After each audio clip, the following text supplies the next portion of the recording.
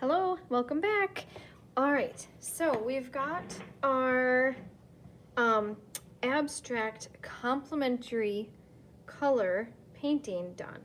Okay, and so if we just kind of take a look at this, just to kind of reflect a little bit about what we've done here. So I did complementary colors. So I made this really cool red, violet, and yellow green for my spirals. I used my mixing tray. And then I didn't show you guys the line part, but at the end, so this painting, it didn't look so great when I just had my complementary colors. And then I took the fine paintbrush, so the really skinny paintbrush, and I woke up the black, and I started to add some really neat different lines and designs with the black, and that really made it pop. So kind of accentuated the idea behind lines and complementary colors, okay? So at the very end, you know, the black just makes it look so nice. So, all right, once you have that done and it's dry, then we're going to start the next part. You'll need a black piece of paper for this, big black pieces that I have up front, a glue bottle or a glue stick. I'm gonna try both of them with you guys and see which one works best. And scissors, those are in your basket. And I don't need my color wheel really anymore, okay? So what you're gonna do is you're gonna fold your painting that you've made, and you can decide if you want it just folded in half. I'll show you what we're gonna do with it. So while you're watching me, I think I'm just gonna do 8 pieces. So I'm gonna fold this in half, and now do some really careful folding, okay? Sometimes we rush when we're folding. Take your time and really line up those edges before you push down. So I got my edges lined up, I'm holding it down, and now I'm gonna crease right there, okay? And this paper is not so thick that you won't be able to do this. We're using thin paper on purpose, okay? So I folded it like that. Now I'm gonna fold it in half. So I've got this, a lot of times they call this hot dog style because it's long and skinny. Now I'm gonna fold it again, but I'm gonna go the opposite way. Remember, I'm going to line up my corners. I'm gonna get them really nice. Don't rush this part. You want this part to turn out good. Crease it again, so I'm holding and creasing. And then I'm gonna fold it one more time. So I'm gonna fold again. And this time you gotta really press hard because your paper is starting to get, you know, more full. You've done a lot of folds, it's getting thick, okay? So I'm gonna open that up. And now I should have 8 sections of my painting. Yay, I do. Okay, so now you're gonna take your scissors and you are going to cut right on your folded line. And I think it's easier to see my line if I flip the paper over upside down. It's hard when you have work on your painting to see those lines. So flip it over, cut nice and neat, take your time, do good work. You worked so hard on your painting already. Why rush and then not get the quality of work that you want? So I'm gonna take my time, make sure I get it really nice. Now you're cutting your name, I'm cutting right, you can see it says Mrs. Constein, I'm cutting over it right now, that's okay. Because on the back of the black piece of paper, I'm gonna rewrite my name. Because these pieces are going to get glued onto that black paper, and I'll show you that in just a second. Got a couple more pieces to cut. This project is so fun because there's like no right or wrong. You can't mess it up. It's just really freeing to do some abstract art. Okay, but we learned about complementary colors, so that was my goal. So we've accomplished our goal, and it just gets to be a fun project. Okay, so now I've got my black piece of paper, and I want you to take all of the squares that you've cut, and I want you to start laying them out. Ooh, I think I made a match. Do you guys see that? Doesn't have to be matched though.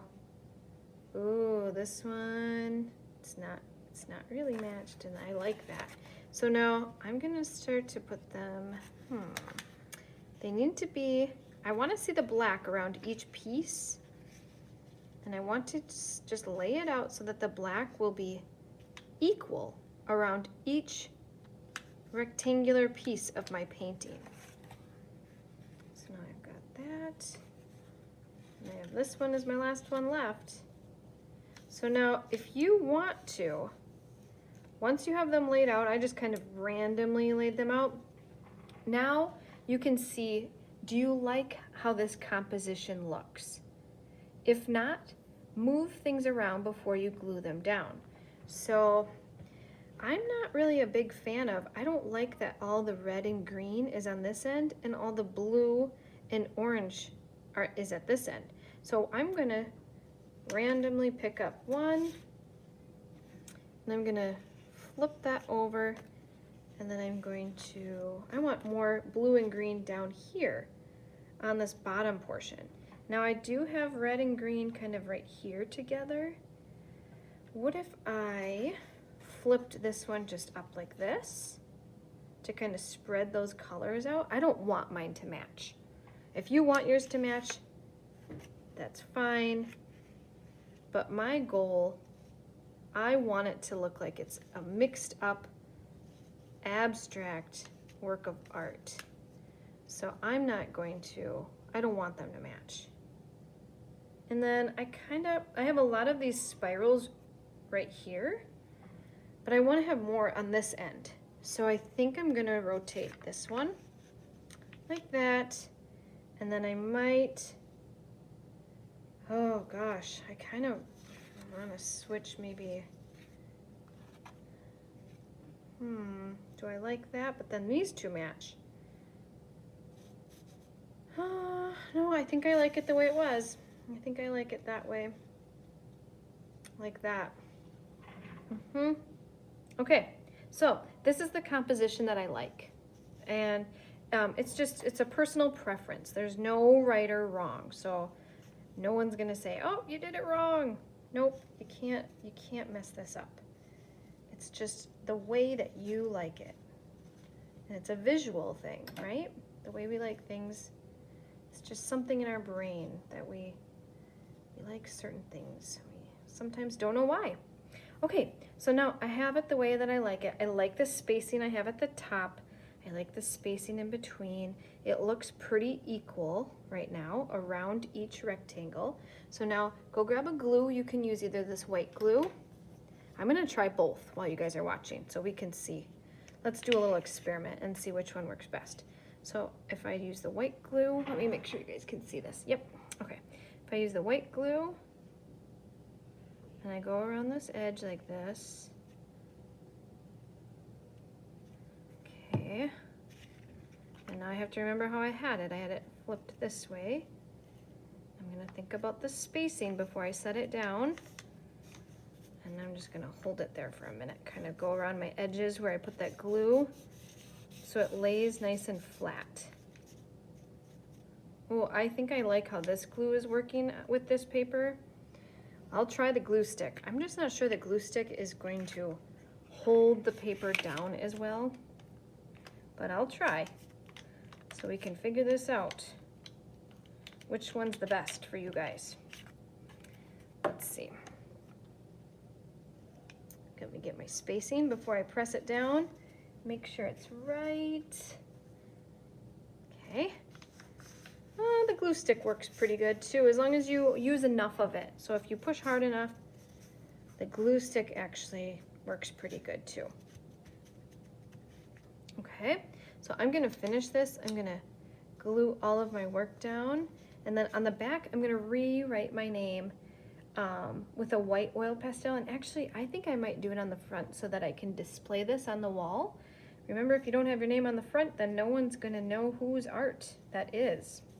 And I think we should hang these up. I have a feeling that all of these together will be really bright and beautiful and really cheerful. So I hope you enjoyed making abstract art today. And I can't wait to see how these turn out. I think it's a really fun project. not stressful, and it's good to learn about complementary colors and have fun mixing paint. So, good job guys. See your art pretty soon.